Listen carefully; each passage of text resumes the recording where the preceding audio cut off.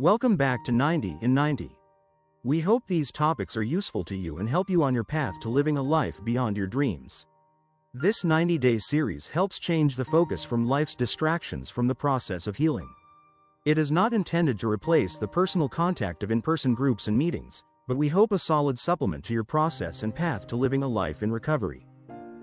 Day 63, Relapse, Higher Power.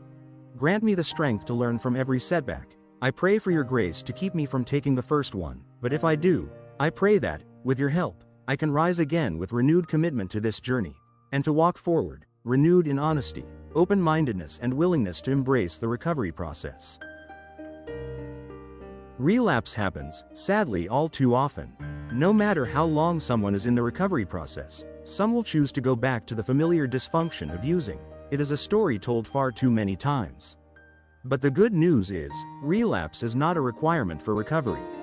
Let me say it again, relapse is not a requirement for recovery.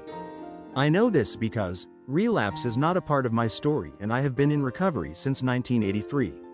I am proof that it is possible to come to this new way of life, and stay on the path to recovery without returning to that old life. I know many people who also can say this as well. However, relapse does happen. We need to discuss relapse because so many people cannot or will not give themselves to this simple way of life.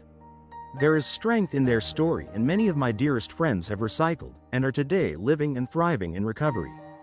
And some people will say that the return to using is an endpoint, a permanent failure, but I don't subscribe to that, as it is a perspective that will set me back further. In reality, relapse might be thought of as a necessary part of the journey for many people. I don't believe that, but how could I know? I do know it's not a detour I plan on taking, but if it happens, it can often make the idea of returning to the rooms a much less attractive thing. In reality, for most, relapse is a signal, a call to re-examine what's working and what isn't, and to reinforce the support I need to keep moving forward. The choice is mine. I can make an excuse for the choice, even if it appears to be impulsive or sudden.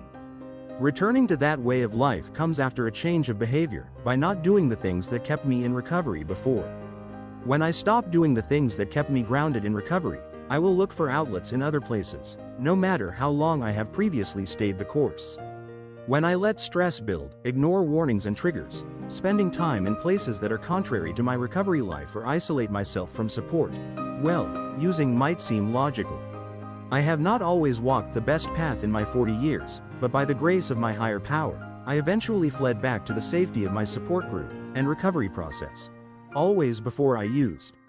Not everyone recognizes this before they make the choice to use. Being aware of those patterns helps me catch myself before I make that choice to escape. It is a daily effort. Recovery is rented, not owned, and the rent is due every day. Join us tomorrow for another topic as we continue this journey towards a more complete life. Don't forget to like, comment, and subscribe.